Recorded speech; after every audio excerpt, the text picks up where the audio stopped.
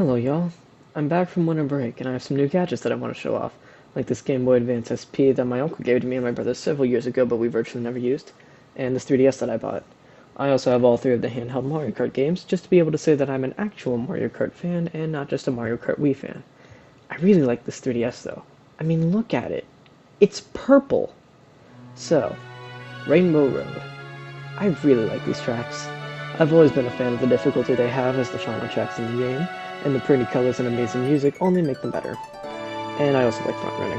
But with 8 unique tracks throughout the games and 6 remakes of some of these tracks, that makes for 14 tracks in total. And some of these tracks must be better than others, so I decided to rank them all because I can, even though there's a few that I haven't played yet. I'll be looking at 3 different things throughout the making of this list. The first will be difficulty/layout, which is how hard the track is and how satisfying it is to learn how to do the track well. The second will be atmosphere/visuals, which will be how good the vibes are and how good the track looks. The third will be miscellaneous, which accounts for things like the music and standout parts of the track. The way I'm going about this list is going one at a time, covering 3 different points for each track, and then putting it into a tier based on how good the track is. For reference, these are the 6 tiers, although they don't apply to how I feel about the tracks in general. And as a final reminder before I start the list, this is just my opinion, and I'm ranking the tracks based on how good they are as Rainbow Roads, not just as tracks as general. That would be a drastically different list with significantly less low tiers. And with all that out of the way, let's get started. First off, we have Super Mario Kart's Rainbow Road, which is a track that I technically haven't played, but have a lot of experience through its retros. This one is certainly a product of its time, but it does stand out with a fun layout with some difficulty, thanks to some tricky turns and special thwomps to avoid. The mood of the track is also one of the most unique, because it really feels like you've left Earth behind and are now in an alien part of space in an unattached road made of rainbows, which I kinda like. However, this track has been remade the most out of any track in the franchise alongside Mario Circuit 3. And while I think it deserves that status unlike its fellow SNES track, the fact that there are significantly better versions of this track, and just better tracks in general, really harm its placement. I think it manages to weasel its way into C tier, but not any higher than that. Now let's talk about Mario Kart 64's Rainbow Road, the one that was brought back as a retro release recently.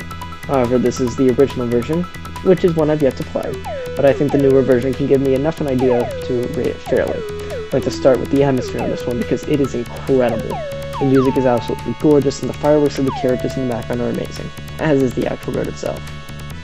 However, then we get to the track itself, and while it's a pretty enjoyable layout, it's also 6 straight minutes of driving, and the chain chomps aren't frequent enough to make driving it that enjoyable. If it were closer to 4 minutes, I'd probably like it more, but I know myself well enough to know that 6 minutes of uneventful driving isn't going to end well for anyone involved.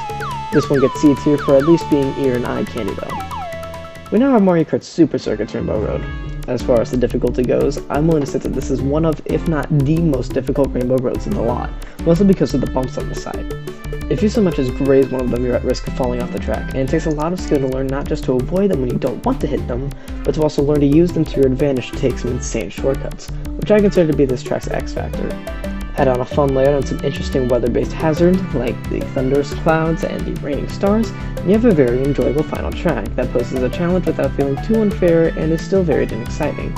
The only thing really holding this track back is the fact that it's entirely flat otherwise, but it does make the best of that flaw thanks to the aforementioned shortcuts. This is an easy A+ tier for me, a surprise favorite back when I first played it on the Game Boy Advance. While I said there were better versions of SNES Rainbow Road, this does not apply to Mario Kart Super Circuit's version of the track, which is just a downgrade. The layout remains the exact same as last time, but now the thwomps have just disappeared, which is really weird considering that the thwomps are in Mario Kart Super Circuit. I guess they were just too special for the GBA to handle, and the same goes for the music, which really took a hit in this game. I don't think the changes were enough to knock it out of C tier, but it certainly isn't great. Next up is Mario Kart Double Dash's Rainbow Road, and unfortunately I really don't have any experience with this track whatsoever. I've never had the capability of playing Mario Kart Double Dash, and it hasn't been remade yet, so I'm going into this ranking blind specifically for this track alone essentially. However, I have seen footage of the track and have a general idea of how the track works, so I'll use that to rate this track. This track also has a reputation for being extremely difficult, except now instead of constant shortcuts, there's verticality to add to it instead. The Star Rain, featured in Mario Kart Super Circuit's Rainbow Road, now gives you the Superstar effect instead of damaging you, making controlling your vehicle significantly harder to do, and it has a funny 2 million to help it stand out. I have a feeling that I'll really enjoy this track if I ever get the chance to play it, but as it stands I'm going to intentionally undergrade it to be safe and put it in A- tier. just note that it definitely has room to go up. And the last Rainbow Road not to be in Mario Kart 8 Deluxe is Mario Kart DS's Rainbow Road. I feel like a lot of people overlook this track, which is really a shame, because this one is a lot of fun. The atmosphere on this track is incredible, with a vibrant road of pipes in the background and the most upbeat music track of all the Rainbow Roads. While the difficulty is a bit lacking, the layout is absolutely carried by the use of anti-gravity, well before Mario Kart 8 officially introduced it, and it rivals most tracks in that game with the loop-to-loop and corkscrew. I'm willing to put it up in A+ tier for that alone, but it could move down depending on Mario Kart Double Dash's Rainbow Road. We've now gotten to Mario Kart Wii's Rainbow Road, which has become acclaimed as one of the best Rainbow Roads in the franchise for good reason.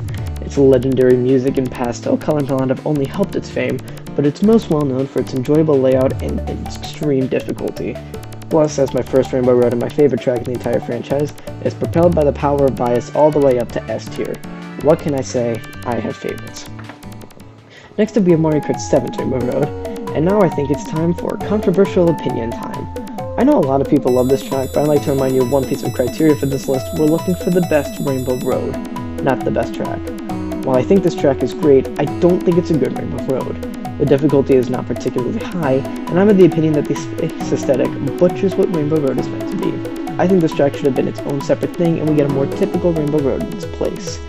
Although it looks very good and makes great use of those space elements, this one gets D tier. I'm sorry. We now get to Mario Kart 7's version of SNES Rainbow Road, which was the first ever official Rainbow Road retro track. Mario Kart Super Circus doesn't really count to most people, and it did a pretty good job. While it is just the exact same track again, they did undo the problems the previous iteration of the track had, like the music being bad and the thwomps being gone. In addition, they made some good quality of life changes to the track as well, like having the road beneath the thwomps become wavy once they hit it, and adding some ramps to add some new shortcuts to take. It's a pretty solid remake of a decent track, which I think warrants a B tier placement. We finally reached Mario Kart 8 Deluxe with its own Rainbow Road, which has unfortunately become one of the least liked Rainbow Roads due to one thing and one thing alone: the space station aesthetic. It completely ruins the atmosphere of what Rainbow Road was meant to be for most people, and I count myself as a part of that group. The layout also isn't particularly great. Even though it is pretty difficult, it doesn't use anti-gravity very well at all, which especially sucks considering we talked about Mario Kart DS's Rainbow Road fairly recently. Ultimately, I jokingly refer to this track as Space Station Speedway because of how little it feels like a Rainbow Road. Even though I do still like it, it's going into D tier. Fortunately, we have Mario Kart 8 Deluxe's N64 Rainbow Road next, and this is a drastic improvement over the original. The only real major difference is that it's been divided into segments now, which does so much to make the track enjoyable to drive on now, even if it is on the shorter end now. It also keeps the fireworks and music intact, except now with HD visuals and live instruments to really up the ante. They also added a train for some reason, which I don't fully understand the logic behind, but I'll support the decision because it's a pretty fun train. This track gets A- tier for being a treat to drive on, although I do wish it were more difficult in either incarnation of the track. And we finally hit Mario Kart 8 Deluxe's version of SNES Rainbow Road. And while I don't understand why this track was brought back so quickly, I can't say it's a bad remake. It once again has the issue of being the exact same track as the previous two iterations, but now it has the power of HD visuals on its side, making this one of the best looking tracks in the entire game. In addition, the road itself is way bumpier in this version, which is a great change that makes this track feel like the definitive edition. I don't think the changes were enough for it to climb out of B tier, but this is a very good track, and I like it and its other versions a lot, especially the most recent two. And then we have Mario Kart 8 Deluxe's 3DS Rainbow Road from the VCP, and it's time for controversial opinion time 2. Solar System Boogaloo. We have the exact same track again, which means it suffers the same overly spacey aesthetic as both its previous version and Space Station Speedway, but now it's even more significant due to the changes in the road itself. While I like the glassier look of the road out of context, in context the road is now quite a bit less rainbowy because of it, which really just sucks for this list, because we're still ranking Rainbow Roads based on how good they are as Rainbow Roads. Much like Space Station Speedway, I'm giving this track a new name, this time being Galaxy Cruise. So unfortunately, Galaxy Cruise gets D tier alongside its previous iteration. And finally, we have Mario Kart 8 Deluxe's Wii Rainbow Road, which is the exact same as it was in its original appearance. Unlike last time though, this is a good thing. While it did have its difficulty lowered a bit, this track looks absolutely incredible now, maintaining the pastel colors with an HD makeover. And yeah, I'm still incredibly biased towards this track, so it also gets to go in S tier. But I do think that this track specifically is the absolute best Rainbow Road in the franchise for doing everything a Rainbow Road needs to do and doing it phenomenally. And there we go. We have the list.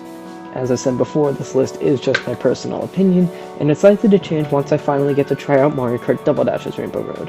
However, I'm happy with this list for the time being, and I'm looking forward to doing more Mario Kart stuff in the future. I have plans in the works to remake the BCP, predict retros for the next game, and start the retro review series soon. Thanks for watching, be sure to like and subscribe, and I'll see y'all next time.